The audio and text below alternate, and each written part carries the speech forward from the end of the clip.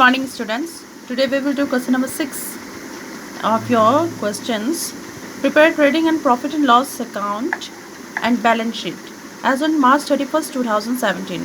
Here we need to prepare trading account बनाना है, उसके साथ साथ प्रॉफिट एंड लॉस अकाउंट बनाना है और बैलेंस शीट। अभी तक जो क्वेश्चंस किए थे उसमें हम सिर्फ ट्रेडिंग अकाउंट बना रहे थे। आज वाले क्वेश्चंस में हम प्रॉफिट एंड लॉस और बैलेंस शीट भी बनाएंगे। ट्रेडिंग अकाउंट के साथ साथ ही हम प्रॉफिट एंड लॉस अकाउंट बनाते हैं, बैलेंस शीट हमारा अलग से बनता है। तो यहाँ ये क्वेश्चंस में कुछ इन्फॉर्मेशंस गिवन है। यहाँ पर पे अकाउंट टाइटल है, इसमें हमारे सारे जो भी ट्रायल बैलेंस का गिवन अमाउंट रहता है वो गिवन रहता है इसमें। तो ये सारे अमाउंट इसमें गिवन है। इसमें हमें सबसे पहले मशीनरी गिवन है 27,000, सन्डे डेटर्स है 21,600, ड्राइंग्स है 2,700, परचेज दिया हुआ है, वेजेस, सन्डे एक्सपेंसेस है, rent and taxes, carriage inward आपके फैक्ट्री से रिलेटेड खर्चे होते हैं, एक्सपेंस होता है, और जो कैरेज आउटवर्ड जो होता है वो हमारे ऑफिस से रिलेटेड होता है। और ट्रेडिंग अकाउंट में हमेशा हम फैक्ट्री से रिलेटेड एक्सपेंस या इनकम लेते हैं। प्रॉफिट एंड लॉस अकाउंट में हम जो हमारे ऑफिस से रिलेटेड एक्सपेंस या इनकम होती है वो लेते हैं हम प्रॉफिट एंड लॉस अकाउंट में। ये आप ध्यान रख लेना। बैंक है हमारा, ये एसेट्स हो गए, ओपनिंग स्टॉक है। यहाँ ये आप क्रेडिट साइड में तो कैपिटल गिवन है, कैपिटल हमारे डायरेक्ट बैलेंस शीट में चले जाते हैं। बिल्स पेबल है, बिल्स पे करना है, क्रेडिटर्स है और सेल्स है। हियर अब ये तो हमारा ट्रायल बैलेंस हो गया। ट्रायल बैलेंस से बाहर हमें क्लोजिंग स्टॉक गिवन रहता है। क्लोजिंग स्टॉक यानी कि जो ट्रायल बैलेंस से बाहर जो भी चीज़ दिया होगा एडजस्टमेंट में, वो हमारे हमेशा दो जगह आते हैं, या तो ये ट्रेडिंग में आएगा, या प्रॉफिट एंड लॉस में आएगा, या ट्रेडिंग में आएगा या बैलेंस शीट में आएगा। मीन्स इसको दो जगह आना ही आना है, ये ध्यान रख लेना। तो क्लोजिंग स्टॉक गिवन है इसमें 22,400, तो ये एक तो हमारा ट्रेडिंग अकाउंट में आएगा और दूसरा हमारा जो आज हम बैलेंस शीट बनाएंगे उसमें भी आएगा। ठीक है, तो let's start doing this question number 6। तो इसमें सबसे पहले आप trading and profit and loss account लिखेंगे, उसके बाद आप एज डेट लिखोगे एज ऑन 31 मार्च 2017। देखिए trading and profit and loss हमारा क्या होता है, एक ये इंफॉर्मेशन गिविंग होता है, और वो भी किसका, कंपनी का। तो हमें अगर इन्वेस्टर्स को चाहिए कंपनी के स्टॉक कितने हैं, उसके फाइनेंस कंडीशन कैसी है, तो वो क्या करेगा, पूरे साल के एंडिंग में बनता है ये। तो पूरे साल के एंडिंग में जब जाएगी कंपनी, तब वो अपना स्टेटमेंट बनाएगी, प्रॉफिट एंड लॉस अकाउंट बनाएगी, बैलेंस शीट बनाएगी, तब जा कर के ये नॉलेज डिस्प्ले करेगी।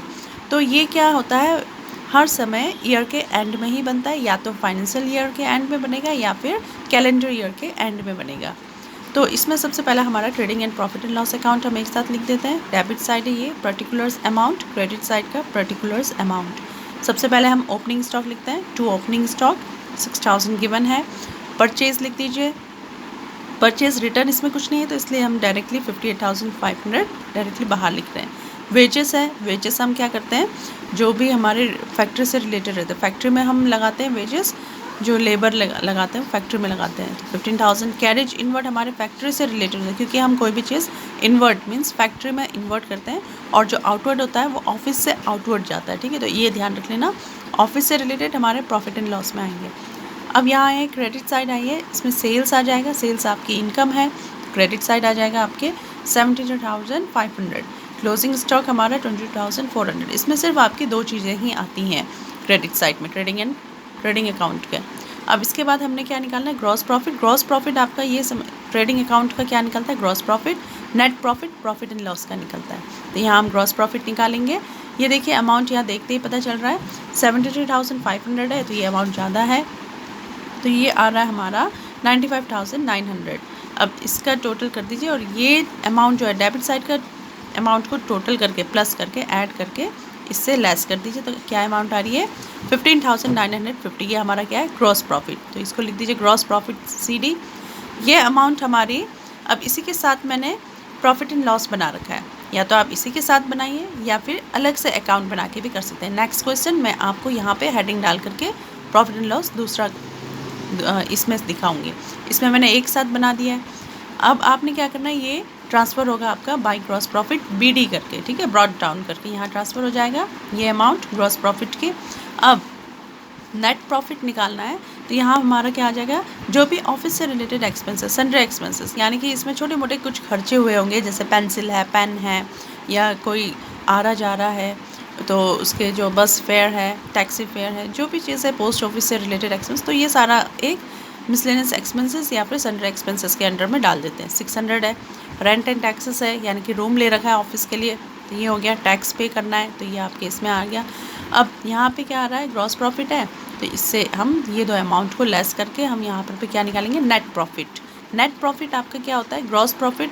ग्रॉस प्रॉफिट का आने का मतलब है कि इसमें कुछ और एक्सपेंस या इनकम भी ऐड होनी है, और जो नेट होता है वो हमारा क्या होता है, पूरा टोटल फाइन प्रॉफिट जो रहता है। अब ये निकल के आ गया हमारे पास 14,000, ये नेट प्रॉफिट आ गया। अब trading and profit and loss तो हमारा निकल गया, ठीक है। इसके बाद हम क्या करते हैं, इसकी हेल्प से हम बनाते हैं बैलेंस शीट। स्टेप वाइज होता है, पहले ट्रेडिंग होता है, उसके बाद प्रॉफिट एंड लॉस अकाउंट बनाते हैं, देन बैलेंस शीट। अब बैलेंस शीट में भी हम क्या करते हैं, हेडिंग डालते हैं, उसके बाद एज ऑन 31 मार्च 2017।